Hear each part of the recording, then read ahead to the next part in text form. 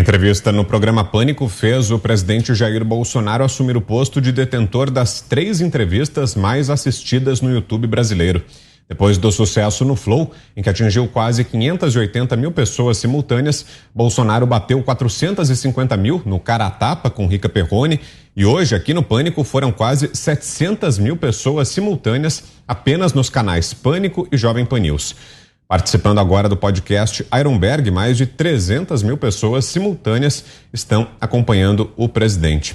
José Maria Trindade, você falou até, né, Zé, sobre a mobilização que tivemos aqui fisicamente nos arredores da sede da Jovem Pan aqui em São Paulo e no YouTube também, mais uma marca impressionante atingida pelo presidente, né, Zé? Temos 1 minuto e meio. A grande novidade desse novo mundo da comunicação é o engajamento, né? Só se liga, só se digita o nome e segue quem está verdadeiramente interessado. Não tem mais aquela história de estou passando na sala e vi a televisão ligada, não é assim. Você tem que ir atrás. E é auditável, né? Você sabe exatamente quantas pessoas estão seguindo. E no caso aqui da Jovem Pan, além evidentemente do YouTube e de outras plataformas, tem o rádio, a TV, o que dá um canal exponencial em número de pessoas assistindo. Esse interesse, ele não é desprezível, não. É um indicativo, um termômetro muito sério de interesse. Todo mundo sabe disso, né? O interesse é despertado exatamente por quem segue.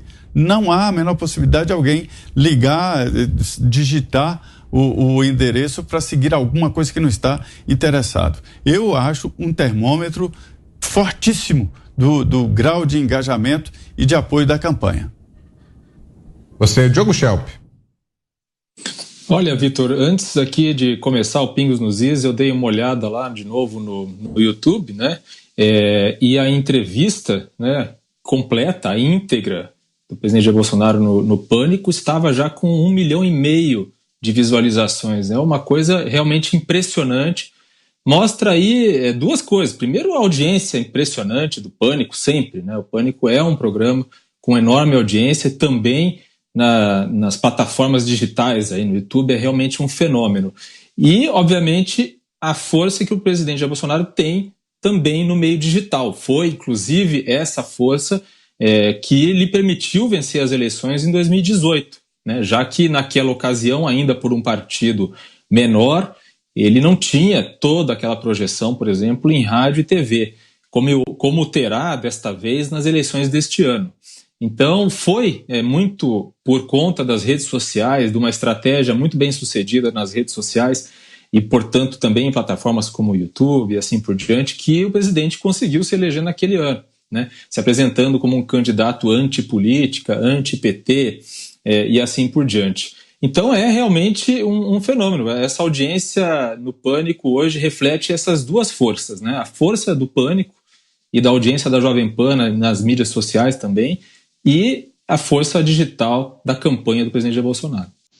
Acho que a constatação óbvia e obrigatória a quem não perdeu a boa-fé é que isso não é mais um bolsonarismo. Isso não é mais um fenômeno de segmento ou tipo uma seita. Aliás, não vimos, né, nessas entrevistas nenhum líder exaltado, né, nenhum líder fazendo exortações histéricas. Nunca acontece isso. A gente vê o Lula vociferando, gritando, cheio de ódio, o Ciro Gomes. Todos estão gritando aí, o Alexandre de Moraes, né, com aqueles pronunciamentos desafiadores que ele faz, né, vamos ser firme na eleição, não sei o quê. Está aí, é um líder, né, eu vou fazer sempre a ressalva. No início do governo Lula, houve de fato, eu nem tinha votado nele, mas houve de fato ali uma consolidação do Plano Real, ali no início, bem no início, no primeiro ano e meio, e a equipe econômica, né, as diretrizes, foram trazidas numa transição muito bem feita com a equipe do Plano Real. Ou seja, o José Serra, que era o outro candidato, ele, na verdade, traria uma política econômica que me interessava muito menos, porque ele negava, né, o Serra foi contra o Plano Real, ele negava aqueles fundamentos de política macroeconômica, né, com ideias anacrônicas. Então, não há problema algum, eu quero dizer isso, não há problema algum em você reconhecer a representatividade, mesmo que você não tenha votado na pessoa, mesmo que você não tenha simpatia. É representatividade feita de uma maneira ponderada, com uma gestão responsável, equilibrada. Então não tem mais essa conversa, isso não é uma seita, isso não é uma onda de ódio, isso não é um conjunto de milícias. Esse fenômeno se chama democracia. Só que, Vitor, hoje a gente percebe que nesses clubes, nesses gabinetes, né, e infelizmente em boa parte dessa imprensa que faliu moralmente, existe essa tentação, ou como é que eu vou dizer, essa ilusão de que agora se vai passar por cima da democracia. Não precisa mais reconhecer que teve povo na rua, não precisa mais reconhecer que o presidente é representativo e faz um bom governo, razoável para bom, né, que não tem caça a ninguém, está tendo caça da parte do Supremo, ou seja, os cínicos estão apostando longe demais no cinismo, né? Eles estão achando realmente que vão triunfar, fingindo que eles são os guardiões da instituição, trocando todos os sinais, perseguindo, cerceando. E aí uma coisa que a Ana Paula sempre fala, né, com o paralelo nos Estados Unidos, onde houve um grande problema também no período eleitoral. Existe, evidentemente, né, a tentação de se caçar as redes do presidente. Começou aí por apoiadores dele. Olha o problema, olha o tamanho do problema. O recordista de audiência. Volto a dizer, isso não é gueto, não é bolsonarismo, não é ideologia. Isso são as pessoas que veem ali o seu representante, ponto final. Imaginem o tamanho do problema. Imaginem se vocês resolverem, se atreverem a derrubar as redes do presidente. Aí vocês vão ter que olhar pela janela dos seus gabinetes. E o que vai acontecer fora da janela não vai ser uma coisa tranquila, né, para quem está com essas ideias de jirico. Diga, Ana. Pois eu estava exatamente procurando aqui as visualizações desses podcasts, o Flow, né, do Igor. Ele já está em quase 15 milhões de visualizações, o do Rica Perrone em 6 milhões e o de hoje, né, do Pânico, algumas horas atrás, quase 3 milhões, ou seja, são quase 25 milhões de visualizações. Isso, visualizações, né, porque a gente não sabe, uma pessoa que liga ali o computador pode ter 3, 4 pessoas sentadas, né, na frente da televisão, na frente do computador. Então, isso... No caso do Pânico tem a televisão e tem também o rádio, né? A rádio também, aqui em São Paulo é impressionante. Você entra em táxi, você entra em Uber, todo mundo ligado na Jovem Pan, é impressionante. Então, essa interação orgânica do presidente, isso deve realmente causar arrepios, né?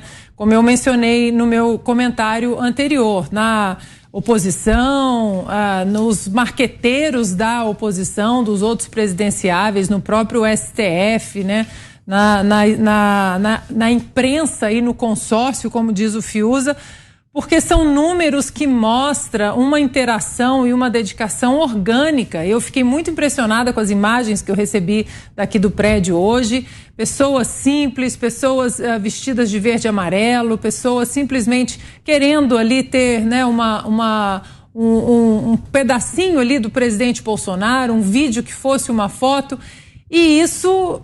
Não há dinheiro, não há marqueteiro que possa encampar esse tipo aí de comportamento. Então, é muito impressionante, o que mostra que o presidente Bolsonaro, ele colocou aí de uma forma muito inteligente o seu caminho, o seu foco nas redes sociais, nos podcasts, né? O que é, na verdade, o princípio, a espinha dorsal da campanha dele desde a outra eleição, né? Hoje, muita gente...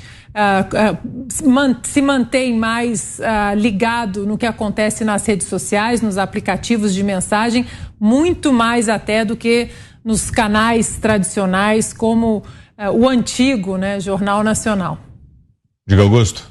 O Bolsonaro descobriu faz tempo que o Lula ainda não conseguia enxergar, que é a importância das redes, né? A cada eleição você tem mudanças que são muito importantes, que determinam também o caminho do voto. Os mais hábeis ou mais atentos políticos, né, ou candidatos, eles descobrem isso. O Lula ainda acha que a TV Globo está festejando isso, a TV Globo ainda influencia fortemente eleições. Não influencia, não. Esses números que vocês citaram mostram qual é o quadro hoje. Você tem uma porcentagem muito relevante da população brasileira, dos eleitores, do eleitorado acompanhando o que se diz. Então não adianta você tentar absolver o interrogado, no caso, deveria ser na primeira pergunta. Não adianta você tratar com sorriso Ciro Gomes, não adianta. O povo não pode ser tratado como um bando de idiotas, porque não é. E ele se sente insultado quando isso acontece. Na internet, nessas plataformas, e também, né, nas velhas, a plataforma, digamos assim, que é o rádio, né, nesse veículo que existe há tanto tempo, você pode medir com muito mais clareza que qualquer pesquisa a situação como o eleitorado enxerga determinado candidato.